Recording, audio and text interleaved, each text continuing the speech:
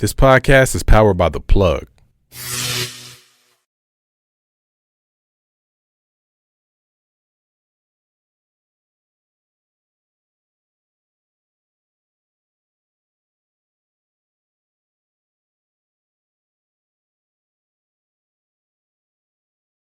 Hi everybody, thank you for joining in with us today. This is the very first episode of Mile High Mentors.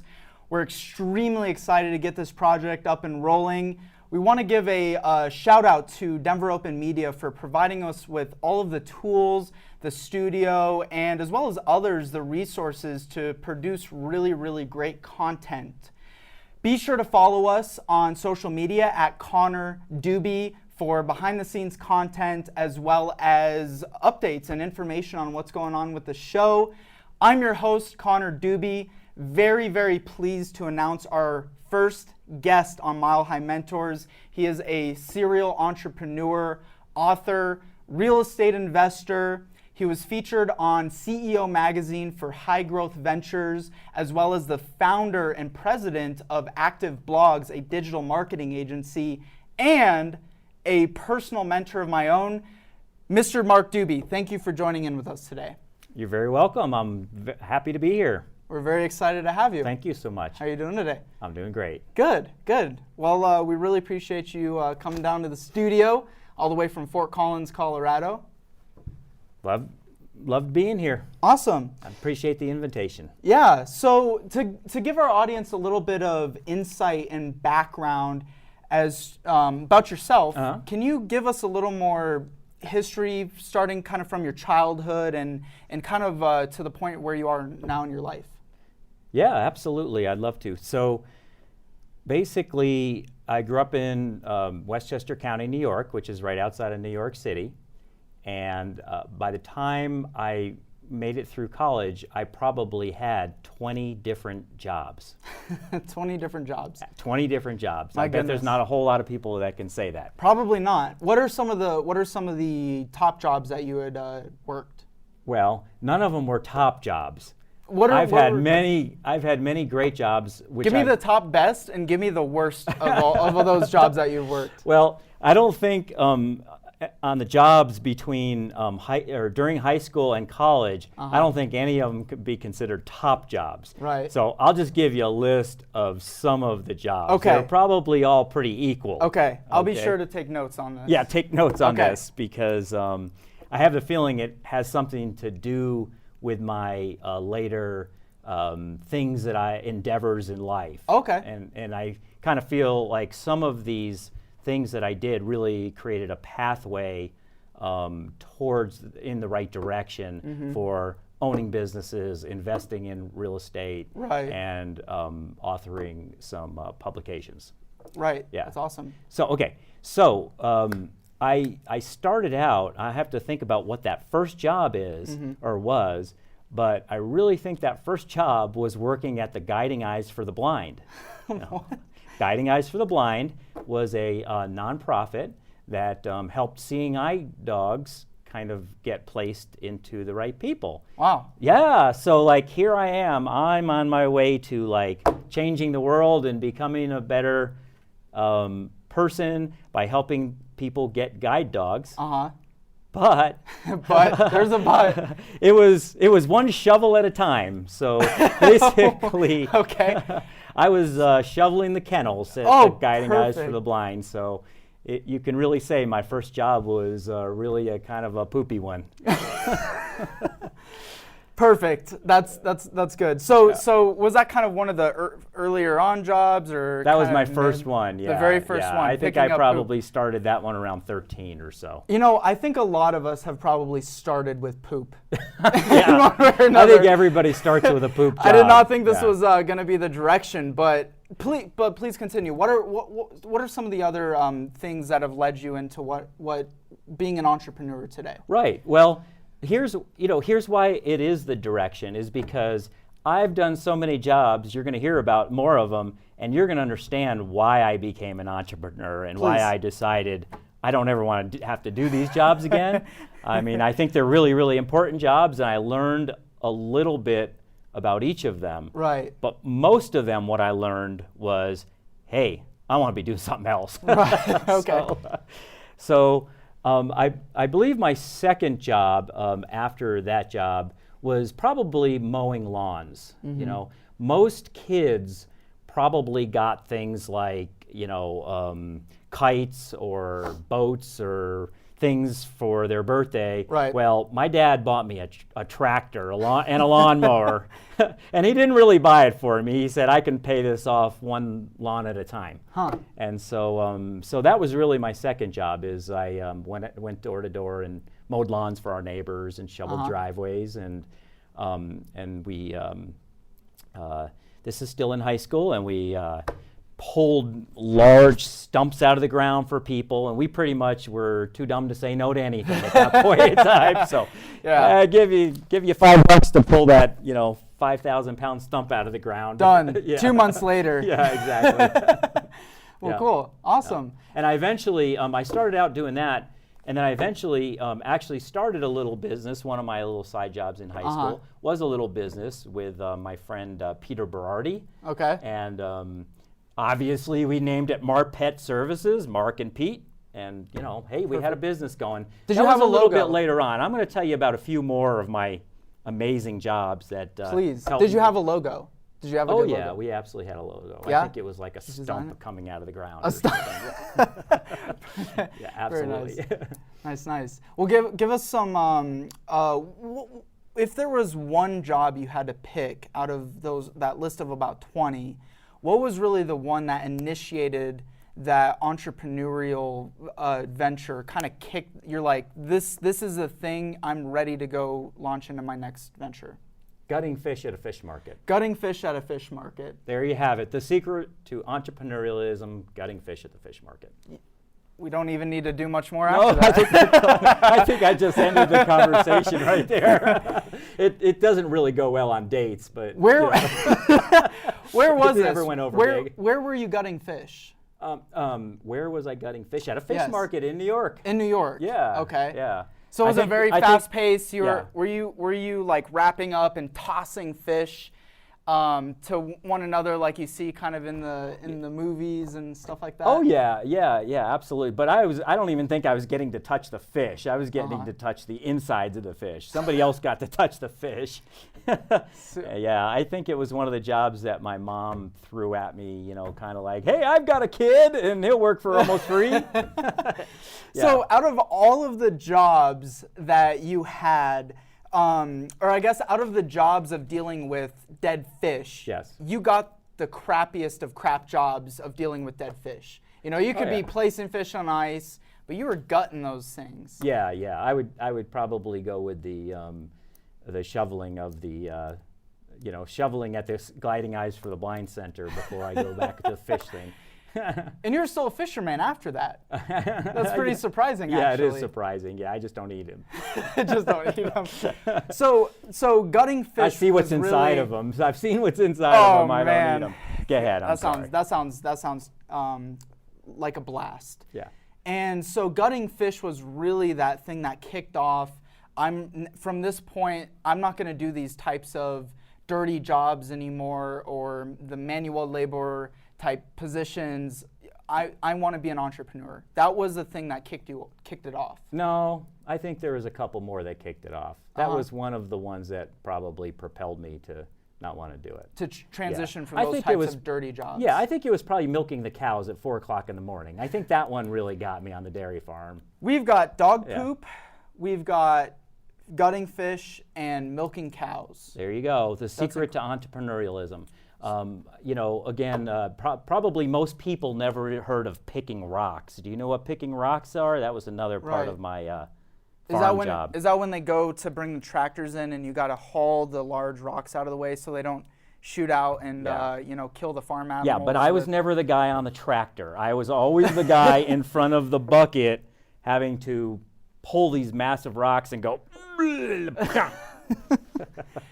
That was pretty I great. was that guy. And for you guys listening on audio right now on the podcast, that's going to sound pretty great. That the lifting of the rock. Yeah. What was your transition from those dirty, heavy lifting jobs into the professional world? Well, I think probably my first professional job was selling real estate. I think that was kind of like coming out of college. I was a waiter, I was a bartender, I did all these things. Yes, I did. But, so those kind of led me into a little bit more people-oriented jobs, Right. and kind of out of the fish guts and at least in front of people. And then from the waiter thing and the bartender, where you really learn to work with people, from there, I think I was just graduating college, and then I went into real estate from there. Right. So yeah, I loved the tips, and I loved basically I was a waiter in order to feed myself through becoming a realtor, because in the beginning of becoming a realtor, it really is dry there for a little while. Yeah. There's a big long building process before you're making any money. So And why is that? yeah, I waited tables to eat. Yeah. I should have a sign. So becoming I wait tables to eat. So becoming a real estate agent, that was your side hustle for a while as you were starting off and working in the restaurant job. So why is that? And I'm sure a lot of folks that may be watching could be looking to transition, and real estate might be one of their first ventures. Yeah.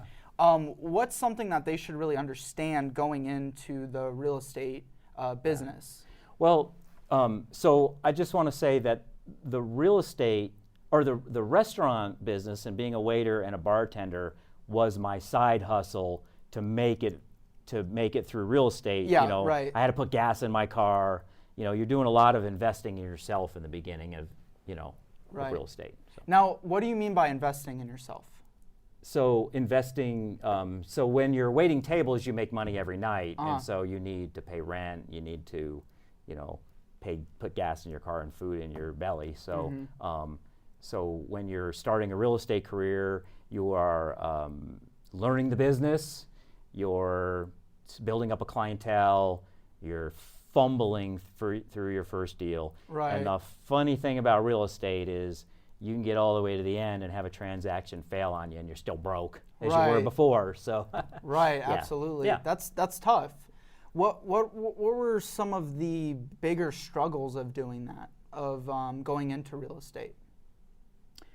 Oh, so some of the bigger struggles, there's lots of struggles going into any business. Okay. And so I'd say one of the things about real estate is it's very competitive, and so a lot of people do the same thing.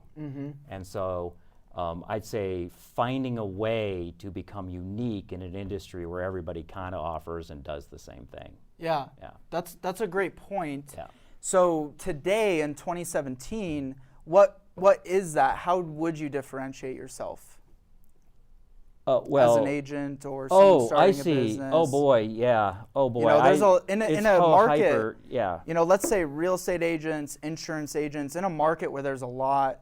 There's a lot of competition there. Yeah. How in 2017? How do you differentiate yourself? Well, I think that honestly, I believe the importance and the secret that you have to do in almost any industry you're in, even though I would say real estate is hyper competitive, and people kind of mostly do the same thing. I'm not a professional real estate marketer. However, I would do whatever it takes to add value in a different way. What most people do is kind of the same old thing. Hey, do you want a free market analysis? Well, God, that thing was gone with the 90s, Okay. And then in the 2000s, it's, if we don't buy your house, if we don't sell your house, we'll buy it. That Right. thing's so old. Really, I think just putting the time and effort and energy into finding just a way to add value. I can't say what that specific thing is right here and Yeah, right now, absolutely. specifically towards real estate. However, just like any other business, how do you get that leg up on the competitor, and how do you offer something that nobody else is offering? Great. Yeah. That's great.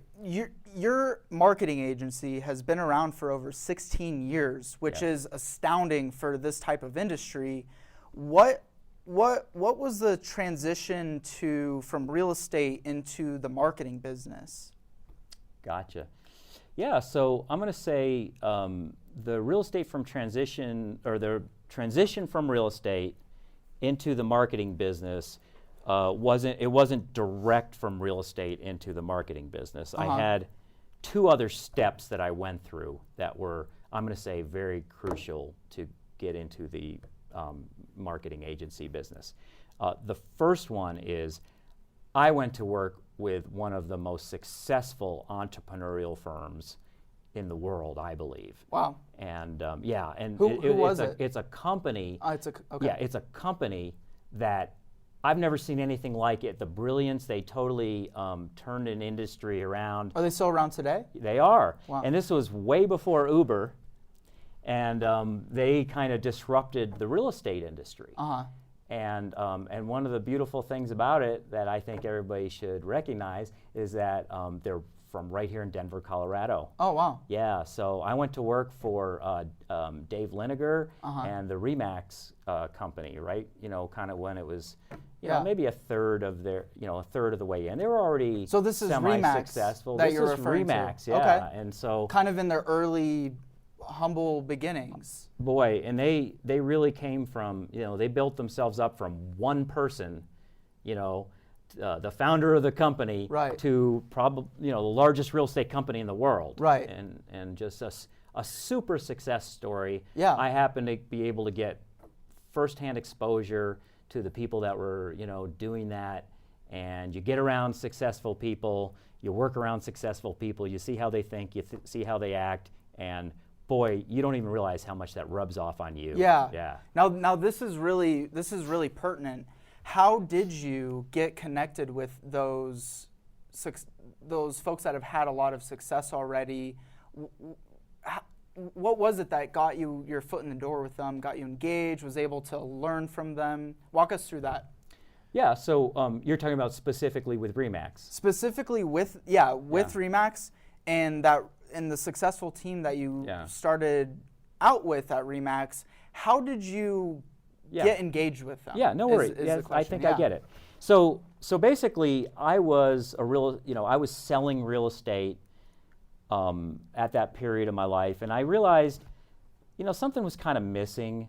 I was younger, and I really did not. How old were you about this time? I'm going to say 22-ish, 24-ish. Okay. Yeah, and I realized, you know, all my friends weren't working on the weekends, and I really didn't want a job the real estate industry is kind of inverse of what the rest of the world does. So people want to look at real estate when everybody else has off. Right? And then nobody wants to look at real estate during normal business hours because they're too busy doing other working. So I just realized I didn't really like to be a super successful real estate agent. You really had to be on call 24/7 and mostly in those periods of time. So I was young, I was 22. I really wanted to kind of, you know, mountain bike and fish and have fun and, you know, do all those things that a 22-year-old was doing. Still, surprising you wanted to fish after that first job. Yeah, really. I still wanted to work hard. You know, I wasn't a slacker. I just didn't want the main period of what I was doing to be during the night times and weekends. That's great. So anyway, I decided that I wanted to get into more of a business career, and so I kind of reached out and. How did you reach out? I actually probably did it a lot differently. I didn't wait for a job ad. I didn't wait, you know, for a recruiter to recruit me. I didn't wait for Remax to call me. I just knew I kind of wanted to be on the business side of real estate, and so I somehow bumped into an advertisement for Remax. They were selling Remax franchises, and I just called probably the marketing director just directly. I cold called the guy. You know, hey Mark, you know, hey Bob, this is Mark. Who the heck are you? Well, you know, I'm looking at your advertising. You know, I think what you're doing is amazing. I'd love to be a part of it. When do you want to talk about it? And he actually had me drive 5 hours to to Maryland. It wasn't even to Denver. He happened to be in Maryland, and took a 5-hour drive up there, and he gave me a really hard interview. It was really tough on me. I thought I wasn't going to get the job, and somehow I did. So. Cool. And so what was that? What was the first actual job? What was the first thing you were doing for Yeah, him? basically I was call a marketing consultant was the title. And I was out there trying to, RE/MAX had some areas, they were a franchise and a sub-franchise, and so they had some areas they weren't doing as well in as they were in other places. Right. And so they had me go into some of the places that were kind of not, they were going slow, they got the wrong people in there maybe in the beginning, and they wanted to get the right people. And so I was going out there and I was interviewing real estate agents. Wow. 2, 4, 6, 8, sometimes 10 in a day, back to back, trying to understand who would be the best person for a RE/MAX office in that particular town. So you were picking leaders to open up. They're called branches, or what are they called? RE/MAX Just offices. RE/MAX offices. The nice word for it is a recruiter. Right. But what I was really doing is stealing the best agents from other companies. Okay. That's how I got my career started, stealing the best agents from other stealing the best talent. So Finding you're the best building the talent out A-team. there. You're Absolutely. building the A-team. Building the A-team, and that's actually what the whole principle of RE/MAX is and why it's successful. Is building the their people. They went after the best people in every office. I didn't sit there and just meet with people that were doing 3 real estate transactions a year. I was going for those people that were doing 40, 50, 60, 100. Right. Those are the people I'm trying to get them to go from a very traditional type of, you can call it any other thing, Coldwell Banker, Century 20, any other real estate brand, Right. Out there. And I was trying to convince them and to, see what the benefits and merits of opening up a RE/MAX office would be. Yeah, that's incredible. How many offices did you open in that venture? I don't think I could give you a successful number because honestly, that wasn't about numbers either. And they're all over the U.S. They're over the U.S. Yeah. Okay. So were you flying all over the place and traveling for that job? Yeah. What they did was there were certain areas that RE/MAX International purchased that were not doing well, so they placed me in certain areas. I think I started out in Virginia, Richmond, Virginia area, and then I went on to the western part of Virginia, and then from there I believe I went to Phoenix, Arizona, which was another area where they were dealing with a really, really tough competitor over there, and then from there I went to Denver and such. Yeah. Right. That's awesome. So where from there, from real estate, did you, because that was very much kind of an entrepreneurial type job. Yeah. Wouldn't you agree? Like you're very much kind of your own boss in that position Yes. in some sense. But where did you go from there to just pure entrepreneurship, completely from scratch and everything? Yeah. What was the transition there? Yeah, great question. I think it's a little bit of a misnomer that entrepreneurs are only people who own businesses. Okay. Yeah, and so I want to elaborate. talk I'll elaborate on that and talk a little bit more about that because, I have seen some of the most incredible entrepreneurs in businesses. They could be a marketing director, they could be anybody in that business, but I've seen some of the most successful people just working for other companies and doing an entrepreneur, everything that an entrepreneur does, because an entrepreneur is not business owner or not business owner. Really? Okay, yeah. What a true entrepreneur is, entrepreneurial, it's a mindset much more than it is, do I own a business or do I not own a business? And great companies, I think, really try to foster those employees to have entrepreneurial thinking. Right. Yeah. Right. So you're saying being an entrepreneur That is one of the hardest things about being an entrepreneur is saying it. Yeah. If that's the toughest thing, then that's pretty darn And then try to say it 10 times fast, and you're going to fail. We won't even go there. No, let's not. But being an entrepreneur doesn't necessarily mean running and starting your own business. Now, being an entrepreneur is a mindset more than anything. It's a mindset. I was an entrepreneur when I was shoveling at the Guiding Eyes for the Blind. Right. And I was an entrepreneur when I was working for RE/MAX and building territories that were not working out for them. Right. I was an entrepreneur. I was an employee. Right.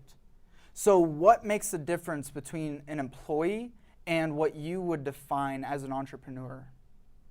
Well, yes. So are basically the entrepreneurial mindset. I believe it's real simple. Okay, and so what I'm going to say is, if you think in terms of vision, is the first thing.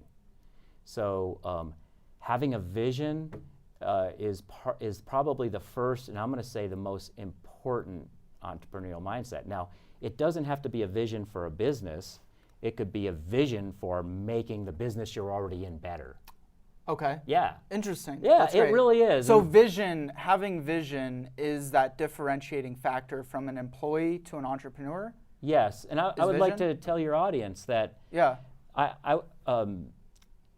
You could be firmly working for somebody else in a company and not having your own business. That's where you start your entrepreneurship. Don't wait until you come out and put a shingle out there and start a business. That's too late. Do it now, wherever you're at. So you can go home tonight and tell your wife, I'm an entrepreneur. Okay. Okay. Okay. Yeah. So so that's great. Now I reached out, told people that I was having you on the show, and had some folks submit some questions for you. So I'd like to have them take a couple questions, or have you answer a couple of Yes. our audience members' questions. I'm glad to do that, but I just want to know if first that you would like, I have two other items that go along with the entrepreneurial mindset. Yeah. Did you want to cover that first, or do Yes. you want to go into the questions Yes. and then come back Absolutely. Take back, rewind, give Yeah. us Rewind. give us the meat. That's what we're here for. Give us Yeah. give us the content, because I do think that now thinking back to it, I think that might confuse a lot of people, saying I'm working for X company, but I'm an entrepreneur.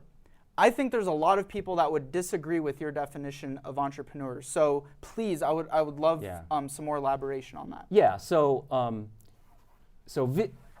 basically, vision, the things that set an entrepreneur apart, and why you could be an entrepreneur even when you're working for somebody, is because, in my mind, the mindset of the entrepreneur is the most important thing. And it's vision, passion, and action.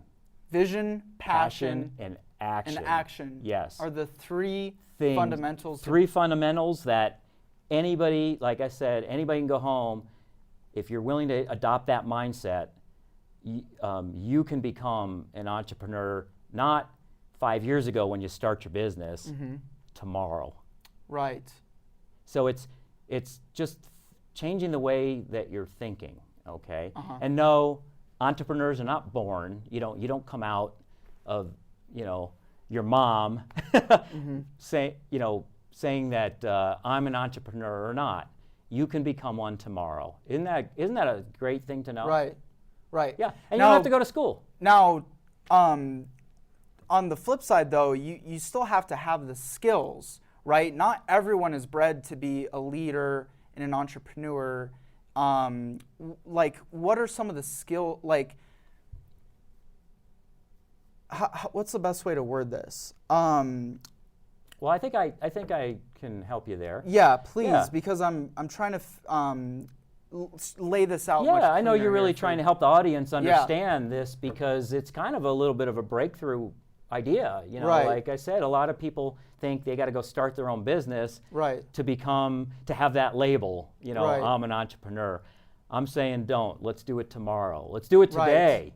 Let's do it right Right. now. VPA. Now, VPA. it's Yep. it's easy to say flip a switch and become an entrepreneur Yeah. tomorrow. In reality, what does Yeah, that you bet. person need? Yep. What are the tools that person needs? That's a great question. Thank you. Let's start with what they don't need. Okay. Okay. Great. You don't need a college education. You don't need your parents' permission. You don't need your wife's permission, or your spouse's permission, I should say.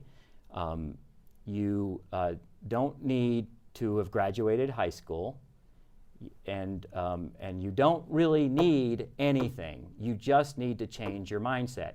VPA: vision, passion, and action.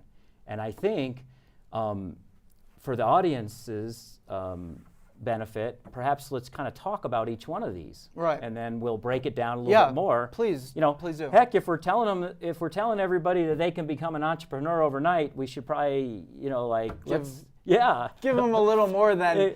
Go do it. VPA, go be an baby. Entrepreneur tomorrow. Go do it. Exactly. Vision is the first one. Vision is the first one, and honestly, if you really think about it, a lot of people's entrepreneurial vision, it's not something that you can see. So, but you can walk outside or drive down and through any city and see evidence of a vision. Okay, so have you ever seen a big, beautiful glass office building? It's just gorgeous. It's got all the right shapes and curves to it. Right. Or a home. Okay. Well, all that starts with a vision. Right. Really? That's just somebody's idea in their head. Uh-huh. Okay. And they formulated it out. So they not only had that idea in their head, they kind of probably drew it out on a piece of paper, said, "This is the building I want to build." Right. Yeah.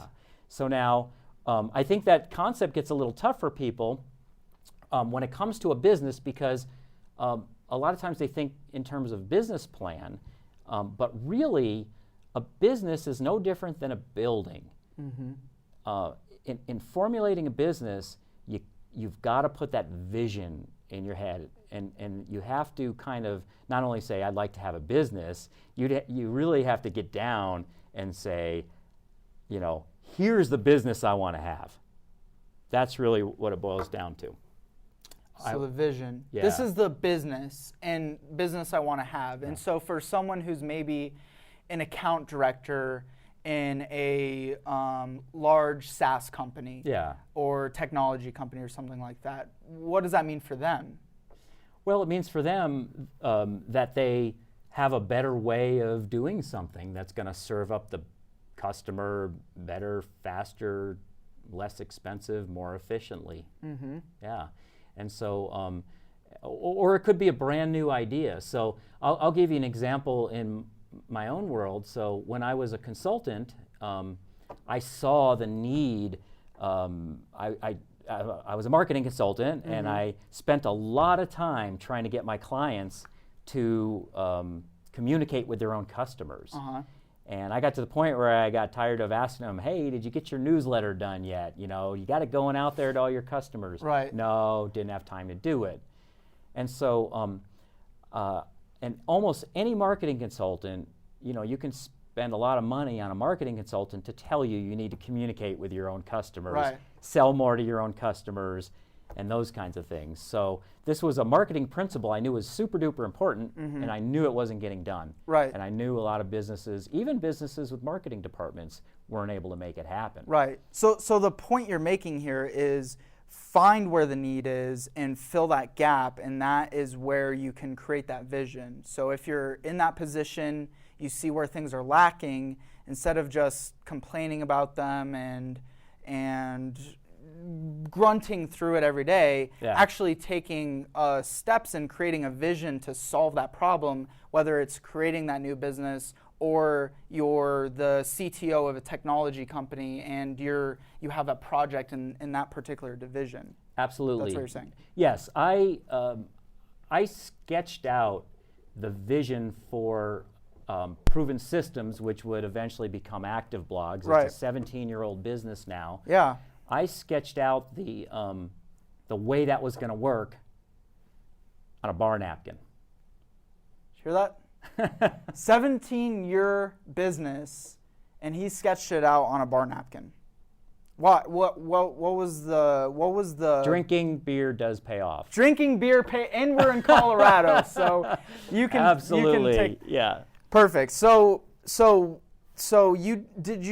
was this something you had been thinking on and formulating, and you're just like, you know what, I need to get this down, or were you just in this blip of a moment? You're like, oh, this is a business idea. Like, I need to go after this. Yes. The business idea always kind of comes over time, and it's something that probably gnaws at you. I mean, yes, you can have an instant idea. However, mine came as a direct result of a need that I saw out there. Nobody was doing it. It was 10 years, 12 years before content, the content explosion even happened out there. And so that's why we're still in business, because it was way ahead of its time. Definitely on the bleeding edge, because there was a lot of convincing going on as to why anybody would need a newsletter or content or a website at that point in time. So yeah, this is definitely on the bleeding edge of things, not on the leading edge of things, and so that's what's kind of kept us around for so long. Right. Yeah. But the point back to vision, I think that's really where we want to go with this. Is a lot of people say they don't have an idea for a business. What I see successful entrepreneurs do that other people don't do is they turn something that is nothing currently into something. And that all has to start in your head. So a lot of times when people start things in their head, people think they're crazy. Hey, I just started a business in my head. Right. I have no idea whether it's going to work. I have no idea who my customers are going to be. I have no idea what's going to happen. Right. So you can start a successful business in your head. As a matter of fact, you almost have to.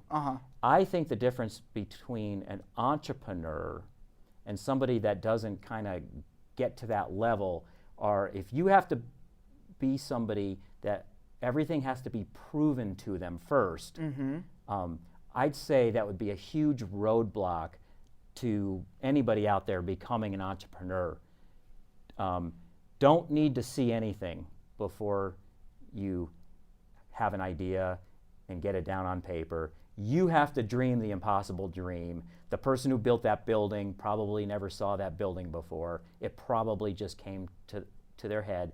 The person who wrote that book probably did the same thing. You don't need to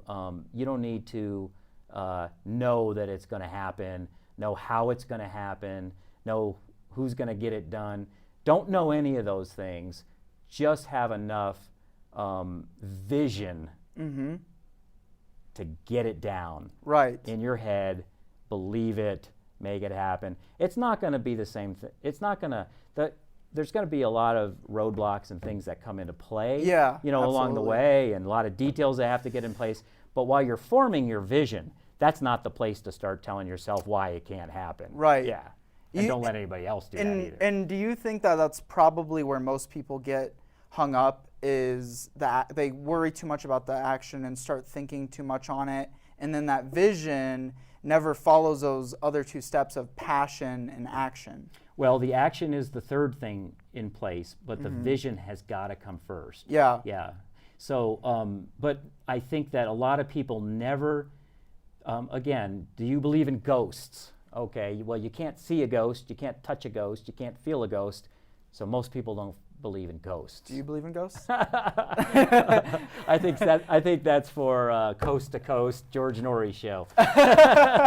He does a lot better job at that than I do. Okay, we'll save that for another time. I don't know about if I want to declare ghosts or UFOs at this point. I don't think we want to go down there. However, now we're going to UFOs. We are going from entrepreneurship to ghosts to UFOs. This might be the first episode, may be the best episode. You can only get it here. Go ahead. Yeah. So anyways, so the answer to your question is, I think, maybe the 80-20 rule, the Pareto principle. Right. 20% of the action, 80%. I think maybe 10 or 20% of people can really formulate a vision in their head, and probably 80% of people can't get past the fact that it's never been done before. I don't know how it's going to get done. Boy, they get tripped up before they ever get started. Too hung up in the details. Way hung up in the details. Interesting. I see the thing that separates entrepreneurs from non-entrepreneurs, whether they're in a company or whether they're, and that's why I'm saying this is a mindset, not a I own a business thing. Right. Or whether they ever get their business off the ground, or they make their division, they innovate some things that they never had before, which creates success in their division. That has to come from a vision as well. Yeah. So there's people out there doing that, working in companies every single day. Yeah, absolutely. So the entrepreneur, yes, you've gotta go where no man has gone before in that vision, and yes, it's in your head, and yes, it's not real, but yes, it is real. Right. It is real because thoughts are real things. Right. So, Thoughts are real yep. things. So do you when wanna, they're followed Yep. by passion and action. Yes, and I would say to take that vision to the next step is to get it down, okay? Even force yourself to get it down. And when we get onto the action part of things, you know, I'll talk a little bit about the action and we'll the difference give it between to us getting now. down. Yeah. Talk now on action. Let's before we move on to action, because that's the third thing on the entrepreneurial mindset list. Sure. I'd say let's talk about passion. Please. Okay. Yeah. Because what is passion? you know, passion is the fuel that's going to drive your vehicle where you want it to go. Okay. Okay, and you can have, you know, the finest car out there, not have any fuel in it, and you're not going anywhere, right? So that's the same, you know, just passion is fuel. Okay, now the trick again of getting that to that entrepreneurial mindset and over that hurdle from vision to passion is you have to have passion about something that's just a vision that's not real. Right. Okay? Right. So we're really asking people to make a pretty big leap here. Yeah. You know? And the leap is you have a vision which is invisible. Right. And you've got to have passion for that vision which nobody can see, taste, or feel. Boy, you're headed for the loony bin no matter what. Okay. You know, Now, the friends and family, you wonder why so many friends and family kind of talk people out of doing things before it ever happens. Yeah. It's because you got to get in your mindset these two things and be set on them here first. Right. Yeah. So how does someone find passion? Well, Or do you just have to have it? No, I think that's a great question. I think that one of the most, well, again, for people who are just getting started in their career, just trying to get going, I'm going to say one of the best exercises that you can go through before you take that first job, or maybe have that first job or second job, but before you kind of make any major life careers changes, is figure out what you were meant to do in life. I think that's so important. And you say, oh, that's a bunch of, you know, thing that I can't really touch or taste or feel. But I really think going through that exercise and say to yourself, what was I really meant to do? Now, I'm not saying you have to save the world or save the whales or say, you know, it doesn't have to be, you know, at that level. However, it can be at that level. It really is more about, what are the things you're great at? What are the things that when you wake up in the morning, you are so excited that, you know, nobody's going to stop you, you know? Now, I think a lot of people have a tough time finding that. Wouldn't you agree? Yes, and I'm just telling you, like I said, it's a kind of another one of those, you know, voodoo, hoodoo, you know, kinds of things where you can't touch, you know, it's kind of esoteric. You know, like your buddy calls you and says, hey, let's go to the bar and, let's go to the bar and hang out. You know, you're certainly not going to be like, no, I'm trying to get in touch with who I am in life. You know, so you're not going to be telling your buddies at that point in time, or your friends or family or whatever. And so it's not something, you know, people just like come out and really talk about. However, do you think they should? Well, I think they should. But I think that, honestly, I wouldn't wait for people to do it, because I just don't think it's it's just not one of those topics of discussions. You know, how did the Broncos do this weekend, and, you know, what's your vision in life? You know, things just don't work at bars, you know. Don't try it on first dates. But on the macro, on the big level here, do you think someone who is now, they saw this and tomorrow they want to become an entrepreneur, so, and I totally just lost what I was saying. Tomorrow they want to become an entrepreneur. What is the, like, should they be talking to people about their passion and telling them, look, I'm in this new thing, I'm going into this venture, and should they be telling everyone about that or just put their head down and do it? I think, I think a good precursor to that entrepreneurial mindset and really, kind of coming out there and formulating your vision. I think the precursor to that vision would be to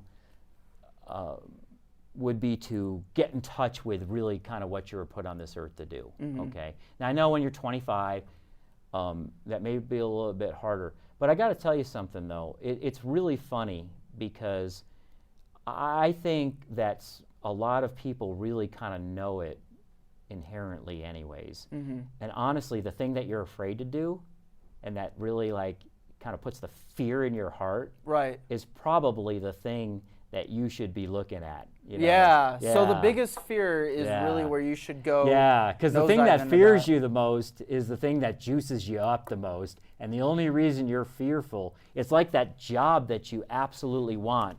You can go on 5 interviews, you really don't want that much. Right. But you can go on that one dream job and really, kind of mess it up because you're just, you're fearful of it. Right. That's the same thing with finding your passion in life. And the funny thing about it is, because I've sat there and gone through that exercise, recently, and I gone through that exercise back a while ago. And honestly, the same thing that I probably would have told you at 25 that I wanted, that I was put here to do, is probably that same thing that if I sat down, I'd tell you now. Right. And so I really think it's not that thing where you have to go, you don't have to go to Tibet and sit on a mountainside. Right. You really just got to kind of free up your time and find yourself. Get yourself away from things and people. And I don't think asking other people really is the best way to do it, because this is one of those things that is really, deep down inside. Yeah. It's more like being honest with yourself. Right. Yeah. Absolutely. And finding that thing that like you're so fearful of it, you've been putting it off. That's probably the darn thing you need to just go. Yeah, you need to go into attack. So we stay focused here. I think that so doing that exercise, precursor to your vision, circling back and then getting that passion, where is that? Is this vision going to give me the passion that I really need to drive me through? Don't go forward with the vision if you can't muster up that passion. Right. Yeah. And then take action on it. It's like building a Ferrari and saying, I'm not going to spend the money to put the gas in it. Right. Okay. Now, so going on to action. Yes. You want to talk about action yet? Or very quick. Okay, very quick. We're running out of time here. Betcha. Give me action, and then I have a couple questions from our audience, and then so please, action. Give me your quickest summary of action. Okay. Does anybody know here that I invented Redbox? Redbox. Yep. Do you know what Redbox is? Redbox is where you go. They're outside of a lot of McDonald's and things like that. The movie you go get a movie. Yeah. Right. I invented that. Right. Yeah. I never made a dime from it, but I invented Redbox. Yeah. So the reason that discussion is important when it comes to action is I invented Redbox, and somebody else made the money. Well, how the heck did somebody else make the money when I invented it? Well, I invented it. I wrote it down on a piece of paper. I told my friends, and then I stuck it in the drawer, and I forgot about it. And then about 3 years later, I'm walking outside into a McDonald's to get a Big Mac, and I see a big Redbox. Okay, somebody invented my Redbox. All right. I had the vision, I had the passion for it. I didn't take the action.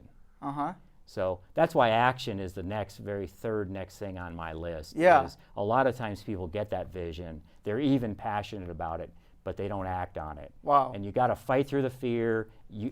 So you have to organize yourself, take action, and those are the 3 things that are going to give you that entrepreneurial mindset. Yeah. Whether you're at a job, whether you're at college, or whether you are actually starting a business that nobody's ever heard of before. Yeah, absolutely. Yeah. So the action. Yeah. I think a lot of people have that as well, where they have this incredible idea, and then the multi-billion-dollar idea, Uber came out, and everyone goes, well, I thought of Uber first. Exactly. I could have thought of that I one. thought of Uber years ago. I should have had a Fresca. Well, you know what? You didn't take action on that, so it's useless. Absolutely.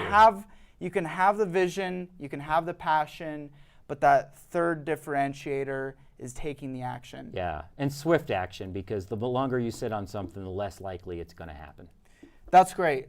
Anything else on vision, passion, and action? And then we're going to take a couple quick questions here. I'm ready for the questions. Awesome. So our first question comes from Calvin Wayman. He is 29 years old and from northern Arizona. His question for you is, being in marketing for 16 years, I'd love to know what you've seen as the biggest changes in marketing and where you see attention going now. Yeah, so, I'd say the biggest change in marketing is, I think first of all, is the internet. Mm-hmm. When I first started selling newsletters, we did go into email newsletters. Uh-huh. So Calvin, I'm going to say the progression is, the internet has changed everything, digital marketing has changed everything, content marketing has changed everything. Right. And the way that buyers buy, whether you're in business to business or business to consumer, the buyer is in control. You as the seller have no control. You are there to help the buyer buy. Even sales has changed a lot. You can't twist people's arm into a sale. They're too educated now. They're going to buy. Too educated. The buying journey and the buying process has changed. And where I see things going now is definitely towards, instead of marketing yourself as a company, marketing yourself as, it's more of a personal marketing. The name and the face of the company are the experts and the people that can help the clientele within that company and getting their name and face out there. So we're not looking at a company walls and nobody can see the interior of who's in there. A company is a group of people doing things. And so promoting those people from within and the talent and what you have as a company is, I see, the next great step in marketing. Awesome. That was a great answer. And by the way, Calvin, thank you so much for the question. Great really question, appreciate Calvin. you submitting that to us. Our next question comes from Trevor Landgren. He's 25 years old, lives in Denver here. Why do corporate or traditionally structured companies, especially those that have been around for a while, have difficulty adopting new marketing technology and automation? Quicksand. Quicksand. There you have it, quicksand. Care to elaborate? Yes. Perfect. The more successful you are at something, the harder it is to change. It's very easy to go back to what made your success and what created your long-term success. And so generally, companies change after it's way too late. So there has to be a lot of pain that creates change. So when you're successful and you're doing things really well, why change anything? Uh-huh. But yet the market could be silently changing behind you. Right. Yeah. So the kiss of death is comfort and success. It's kind of a catch-22. You obviously want all those things. However, you really got to keep your eye on that market and be changing ahead of the curve. And then sometimes if you change too late, you could lose it all. Yeah. There's companies like, Sears and Roebuck, a very successful company, one that I like very much, closing hundreds of stores. Currently? Yeah. Wow. And a company like there's lots of companies that are out there that are getting clipped off, shrunk down. Barnes & Noble, one of my favorite companies out there. I still think they're successful and doing well, but they're closing stores. Mm-hmm. So everything's changing. If you try to keep doing things the same old way because they were successful in the past, eventually it's gonna come up and hurt. Do you think it's different in business today, in that sense, from 10 years ago? that you have to adopt a lot quicker now than you did, 20, 30 years ago in a business. It's changing much more dynamically. Do you think we'll still have as large a companies like that are around for that long? Well, I think, if I was a maker of the square wheel and then the round one came along, boy, I think I'd have to be changing that pretty quick. If you owned a typewriter company, when Bill Gates started Microsoft, and and you're still trying to make typewriters, I'd say that you've got a tough road to hoe. So some change happens fast. Some companies are earlier adopters than others. I'm just saying you really got to be able to, look at what's out there and make some judgment calls, and that's where part of the vision, vision comes into play again a little bit. Is you really got to sometimes change up your whole vision in order to adapt. Mm-hmm. Yeah. So the reason to go back to, and Trevor, thank you for the question. Great question, Trevor. To go back to Trevor's question, it's really that comfortability is why they're using their bread and butter, but they're not continuing to innovate. Yeah, you go back to your old bag of tricks. Let's go back to cold calling. Cold calling. I'm here to tell you, people don't want to be cold called in their business. They're busy doing other things. Cold calling is dead. You really think it's dead? Completely dead? Again, I'm not saying picking up the telephone and calling somebody is dead. I'm saying opening up a business relationship through calling, through cold calling somebody when they don't know who you are, and you're just calling out of the blue, dialing for dollars. I'd say, I'm not saying it doesn't work still, okay, so don't get me wrong. Right. What I'm really saying is it's not the best way to start a business relationship. Right. Catching a busy executive while he's working on his annual reports, or when he's working on his marketing plan, or when he's doing something totally differently, and calling him out of the blue about a subject matter he's not ready to talk to you about is not the best foot forward to open up a business relationship. Right. Yeah. So then here's the $1 million question, and then I have one more for you. What is the way to get the relationships built now? If picking up the phone like you did in Remax 20, when you first started and got your foot in the door there, that was acceptable then. What works now? Yeah, back then it was kind of almost a badge of honor to be, to do some telemarketing and cold calling, and hey, this guy's got guts to pick up the phone and call me. I'm going to talk to him. It's not a badge of honor anymore. The new way to do that in the business and professional environment, I see as LinkedIn as being the most underutilized, undervalued way to grow a business professionally. Now, Facebook and other social media absolutely come into play. My business happens to be in the business-to-business world, where we're reaching out to other business owners. That's where they are in the professional format on LinkedIn, and so I see that I see so many resumes and people who aren't even on LinkedIn yet, or they just don't even have their photo up there yet. Start there, guys. That's the marketplace of the world, and you have a direct connection. People like when you connect with them on LinkedIn, and that is the new, badge of honor, is reaching out with a helping hand to somebody on LinkedIn versus calling them in their office when they're not expecting the phone call. Right. Yeah. Great. Okay. As we start wrapping up here, any last thoughts or information, what would you like to relay to our audience of entrepreneurs, the next generation of business leaders, world problem solvers? What is it that you would like to share with them? Yeah.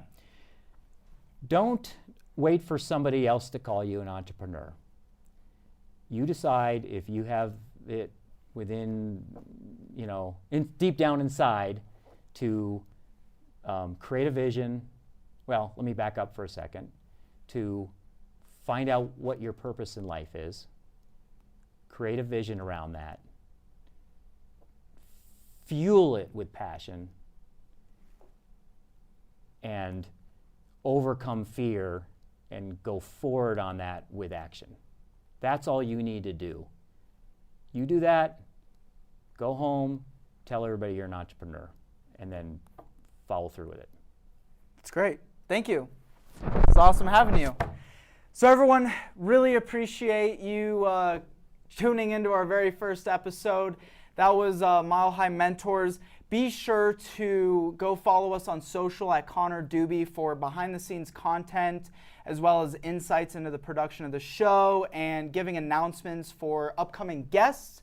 If you'd like to submit a question to Mile High Mentors, please email us at milehighmentors@gmail.com, and we'll figure out if we want to set up a recorded question for you, or if you want to write us a question. Thanks again to Denver Open Media. And other than that, thanks to our guests, and we'll look forward to talking with all of you next time. Thank you for listening to this episode. If you or your company are looking to jump into the podcast world, now is the time. The Plug Agency is here to connect you to the full power of podcasting. You just record and leave the rest to us. The people are listening and want to hear from you. theplug-agency.com. That's theplug-agency.com. Click the link in the episode description for an exclusive offer. Season 3 of You and Me Kid is brought to you by Seattle Sperm Bank. If you're planning to become a single parent by choice, you know this journey can be both exciting and daunting. That's where Seattle Sperm Bank comes in. They've got an amazing selection of donors and a super supportive team ready to help you find the right match. They were so warm, helpful, and kind to me as I picked my donor. I cannot recommend them enough. From the screening process to all the resources they offer, I really felt like I had an expert partner through the whole process. For my listeners who want to check them out, head to seattlespermbank.com and grab a free all-access pass using the code YouAndMeKid to start your search today. The Rodecaster Pro 2 is the world's most powerful all-in-one audio solution for all types of creators, including podcasters. Graffiti and Julius use one at the Plug. It offers studio-quality audio and revolutionary features for creators. While being incredibly easy to use, Rodecaster Pro 2, all-in-one production solution for podcasting. It's on sales for $690 right now, and there's a link in this episode description. Check it out.